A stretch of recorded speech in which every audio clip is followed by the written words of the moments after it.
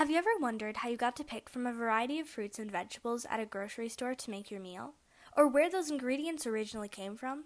Well, a long time ago, in the 1300s, many places in Europe like the British, France, Spain, and Portugal were competing to find the most effective way to travel and find quick routes to Asia. Some main drives for all the countries were so they could become wealthy through the resources they would obtain, so they could spread their Christian belief through explorations, and so they could gain more power from the resources they would acquire.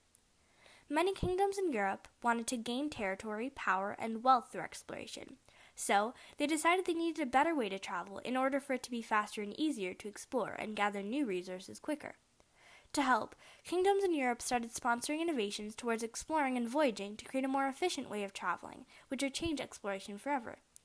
Inventions like the compass, sextant, and astrolabe were all used for navigation and voyages. Because there were more innovations that were improving travel, more voyages were taking place because exploring was more efficient than before. New animals, food, people, and resources were being brought back to Europe for European enjoyment.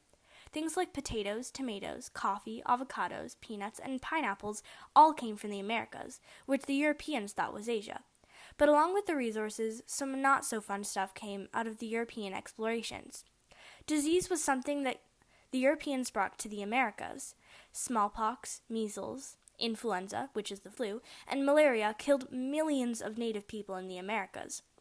An estimated 80 to 95% who were here when the Europeans came, within 150 years died. In addition to that, slavery was a huge problem. On top of the resources, Europeans would bring back people from the Americas that they had kidnapped, so they could exploit them for slavery.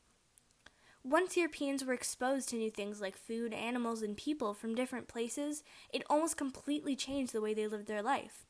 This system of gaining resources was extremely profitable, quick, and easy, and it slowly became a system that stayed in place for a long time.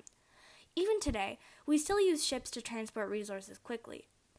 Ever since this new system was normalized, diet, lifestyle, and culture has changed for everyone in the Americas and Europe. So the next time you go to the grocery store, keep in mind how we discovered and acquired those items you see.